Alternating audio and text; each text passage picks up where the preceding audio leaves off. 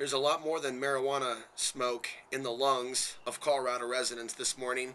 Smoke is actually blowing in from Arizona. There's a huge fire there. The latest is that there's an estimated 600 people that have been evacuated by the Arizona fire. This report from ABC News also says that 20 people have refused to leave their homes and only 7 people have checked in to a evacuation center as of Sunday night. There's no estimate for when the evacuations will be lifted. The 13.5 square mile wildfire started late last week in a remote area southwest of Winslow. It was 0% contained on Monday. So at the moment that I'm speaking to you now, it is Tuesday, and since this fire, a large plume of smoke has moved over into Colorado in several counties already. For example, the San Luis Valley. Stage 1 fire restrictions means even no fires on your own private property, things of that nature. These are rational restrictions in light of the threat. And this is something that is of grave concern to people that live in Colorado, and it's because of the lack of rain. It's because of the lack of snowfall. It's because of the beetle kill in the trees, and with regards to bears, it's a ripple effect. And so as there's more fires, as the drought affects the food supply of the bears that are living in the forest, there are more encounters between humans and bears, which is an offshoot of this issue. So the future is going to be really, really interesting. So I'm going to go over some basic facts, some headlines that I'm going to share with you now, and then I'm going to get into some other thoughts. This particular fire, the Tinder fire, has raised concerns about the risk to the reservoir, the water supply. The wildfire came within a mile and a half of a very large water supply in Arizona. There are other wildfires in Illinois. Red flag warning issued for Illinois. Dangerous conditions for wildfires. We look in the direction of Wisconsin, and we have a burn ban there. And there were some fires in Alamosa last week. There was a lot of things around April 17th, and a number of fire advisories, red alert, red flag, warning advisories with regards to the high winds combined with the dry conditions. Also combined with more people living in Colorado, some of which may not know the severity of the threat. And some of us may not have known, right, just how bad until now. And this is something that some people could see coming, the potential of a drought, long-term repercussions. We also look at the fact that we're going into solar minimum and its impact on crops, but I don't see as a end-of-the-world type scenario. But I do see the influence over these weather changes, cycles, periods in which we're in a drought, and periods in which we come out of a drought, periods in which there are more earthquakes, as opposed to periods in which there's less earthquakes. And a lot of this comes down to the solar cycles. So I'm not going to spend too much time in this video for people that aren't familiar with that are just simply concerned about the wildfires. But I do believe that these things that we're seeing, not just wildfires, but other natural disasters, including floods, all relate to these cycles. So it's not that climate change doesn't exist, it's that there are natural cycles that we can't necessarily control. But now if there's more of us, there's more of us. And we're living at certain elevations or at certain places that may change in the future, or places in which nature could take over and almost seem to be at war with mankind. Without looking too deep into this, right, we look at the fact that America is burning. And this is really a larger discussion. America is on fire. And you know what? It's really good to know your neighbor, to have an evacuation plan. It's also unfortunate when the politics of today's day and age, the divide and conquer, and a lot of this has been manufactured by social media, particular figures on the internet. When people get divided by those particular things that are out there within the media, I would say that they are a community that is less prepared to deal with such a natural disaster, what if, and I'm just speculating, and then we'll go back to some headlines, natural disasters are there to wake mankind up to those things that it's forgotten. Because when you think about natural disasters or nature as a force against mankind, mankind, in many cases, needs to put aside its differences and group up in order to survive. And so you see that in evacuation situations or in flooding situations. You see, in some cases, the best of mankind coming out, womankind, whereas previous to that, there was perhaps more strife within the population. So that does seem to be a theme that comes up time and time again. And that is something that does connect us all as we look at these fires and these burning restrictions, and more counties in America imposing stage 1 fire restrictions. There's grave concern about what is to come, because in some cases there hasn't been enough snow. In some cases, the monsoon rains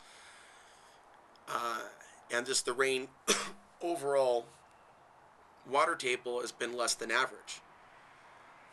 And this could also be just a simple aspect of nature that will correct itself. Maybe nature knows exactly what it's doing. I know there's always going to be a government conspiracy theory behind every natural disaster, but I don't believe that everything is a conspiracy. I do believe there are cycles. Where there's a high, there's a low. Where there's a low, there's a high. And some people, when they're just simply looking at weather modification ideas or theories, and there's facts in that, but there's also mania in discounting that nature has its own cycle that elements of mankind still haven't come to terms with. And that concludes that thought. So we see high fire dangers all across this nation. And we see how it can also increase tensions in a community when there's a fire, and there's worries about fires, and there's blame going around, and there's witch hunts.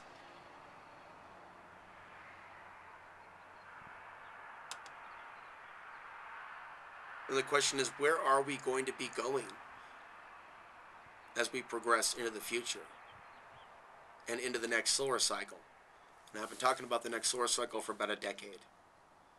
And we talk about like a wild solar cycle, a more active sun than that which we've seen in some time, combined with a weakening of the Earth's magnetic field, combined with other factors. It seems to me, with a thinning of that protective layer, with a more active, some could say angry sun, it's almost as if civilization's about to reset through these changes. And also just the effects of the melting of that ice from natural causes that can actually maybe cause some other major changes. See, a lot of it just seems to be coming together with this next solar cycle. Fires, flooding, changes in, some could even say, the axis of the Earth itself.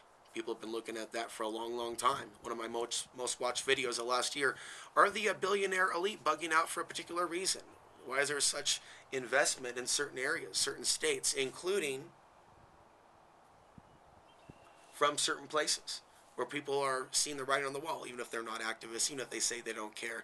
A lot of people see what's going on. They see the writing on the wall, and people are trying to evacuate. And see, people have been evacuating for at least the last 10 years. Concerns about economic collapse, concerns about world war. Well, what has society done to really come together over the issues that matter to us all without being divided by politics? And that's where we've been lacking.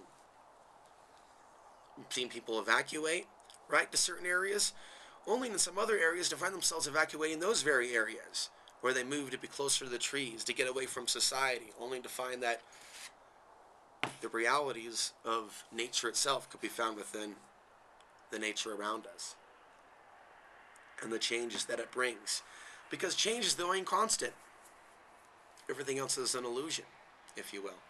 And I believe that is a truth. I believe that's an illusion that people are living in when they want to have a constant reality where nothing changes and ultimately nature rules. And it's something that mankind has not come to terms with, how nature operates. And so when we see certain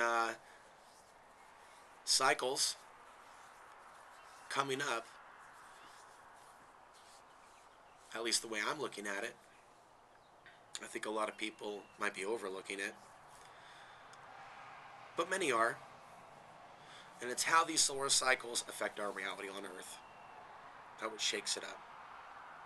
Whether we're looking at the grid going down, whether we're looking at wildfires, natural disasters, earthquakes, and the effect upon mankind, frenzied killing sprees, where an element of mankind seems to be involved in major wars or civil unrest, forming into gangs within its own society, maybe a collapsed America, turning into Mad Max, that type of a tribal reality, in conjunction with other major world changes that knock out their grid. Kind of frightening, but I think very, very potential. A very, very likely potential. And it's like in those situations, ultimately, I look at where I am and I'm like, I'm not off-grid enough. There are still localized domestic issues. And as I continue down and look at some of the other headlines here regarding the fire, the Tinder fire. So the reservoir was threatened recently. There was also a red flag warning issued for central Ohio.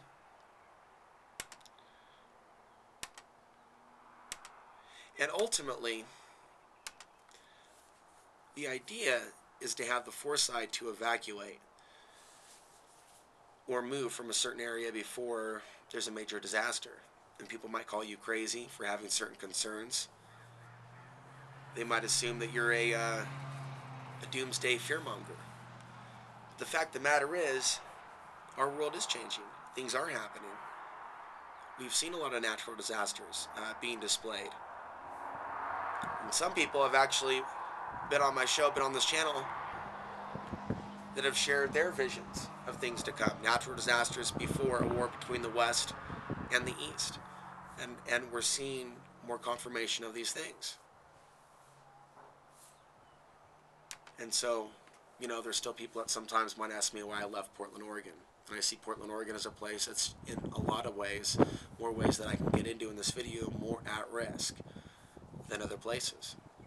People kind of gravitate to it because they might be running from another part of America that they may feel is not for them. And Portland is more open in certain regards. It's also more expensive. It's also more polluted. There's also more crime. And so, there's a trade-off in people's, quest to move somewhere where they're, in an open society and around hip things. But there's a cost that goes with that. For me, I went another direction. Freedom became more important for me than perceived safety, perceived entertainment, perceived fill in the blank here. There's so many different luxuries of the grid. There's just like a long, but like the things that go within living in today's society and around today's people, that's something different. There's a reason why the last couple of years I've been living off grid on training wheels, incrementally. It's not so much about the skills for me, but the psychology, developing the ability to go longer terms without society, and now taking it to the next level as my internet is cut at home, stepping back from the news wire. The issue with that was stepping back from the news wire by cutting my internet. I still have to pay the bills for running the equipment, but as far as cutting the internet, that was done because there is a overstimulation that I think that we get on the internet. It's a natural addiction. It seems to be on social media for a number of hours. And it's like FOMO, fear of missing out. That relates to that digital addiction, the internet addiction, or the news addiction, especially for people into politics or conspiracy realities. Conspiracy facts, it can lead also to some dark alleys. And there's a light and a dark side of that research. And I've done videos about that. And so I want to step back from some of the negativity that's out there and even an overstimulation of certain things, even entertainment. But at the same time, I'm probably going to turn my internet on in a few months. It just depends what goes on. I'm going to be working again soon. So we'll see where things go with my car as well. Side topics. But I thought to myself, if I was going to be off the grid, it's a good segue, while cutting my internet, to step back from being overstimulated to just information. even if I was to go up there, have a spiritual experience, step back, you know, if I'm gonna not have communications, then I wouldn't know if there's a wildfire coming at me or in my neighborhood. And with the internet, I have the ability to look at what's going on in the county, look at what's going on in the state, look at what's going on around the nation right here in real time. And I'm at a guest house, I'm accessing the internet now. A friend is visiting from Texas, I'll be going back home soon. But see, it's already been on my mind, the fires, for a number of months. And also things I don't really want to get into, but parallel spiritual theories as to why some people might be the unfortunate ones versus others. In some cases where a fire will go around a home, or just accidental coincidences, where sometimes there is a miracle where a home is saved. And other ideas that I have that I think it's bad energy to wish harm upon others during this particular day and age, especially when people are facing natural disasters. I mean, it's natural for people to pray to God to protect them in their home, but if they're like using social media to say horrible things about people, to say murderous things, just in general about anyone, and I notice an uptick of people pretty much being open about killing, just to get right to the point and keep moving forward. That's disturbing. People weren't so like all uppity about just straight up killing a couple years ago. It's not right. It's not right at all. So, in the way that I view reality, I don't really think like, say there's a community where a lot of people are like, yeah, yeah, yeah. Say like there's a lot of them in one spot, they're like that. No, no, no, no, no, no, no, no, no. Then I worry about that community being higher at risk of a wildfire, to get to the point. If there's a community that is a high concentration of people like, America, bomb them all type folks, ooh, I smell trouble. I smell smoke there. So, you know, and as far as myself, you know, I tried. I tried to go off grid. I did go off grid, but if something happens, it's beyond my ability to control. It'll sweep through this whole area. The locals are freaked. There's fires in the San Luis Valley as well. There's fires in Grand Junction. There's fires in Colorado. You can look at the footage. There's fires around the state. Tried to have my car stocked with a sleeping bag, water, of course. We need to be able to adapt. So I think about the car when I can make the upgrades, have it stocked with basic things, trying to be too surprised by certain things if they happen, to be able to evacuate quickly without going into a panic mode. But ultimately the idea is to be able to see a crisis before it happens. And like I said, that's why I left the West Coast of the United States. Because a lot of these smaller things in conclusion are what you can call test runs. Because people can go through the disaster, and we live in the digital age of technology to where it's not actually the end of the world, and people can look at, like with Hurricane Irma and things of that situation, what worked, what didn't work, where things could have been coordinated a little bit better with the technology, from GPS to cell phones to things of that nature. And so people can get lost in the conspiracy theories, or from a emergency management perspective, or emergency response perspective, they can look at those particular situations and upgrade how they respond to them from the given information. And I'm telling you what, as I said earlier, we have America burning from within. But people could put aside their perceived ethnic, political, religious differences. People could be a lot more prepared for the disasters that are already here.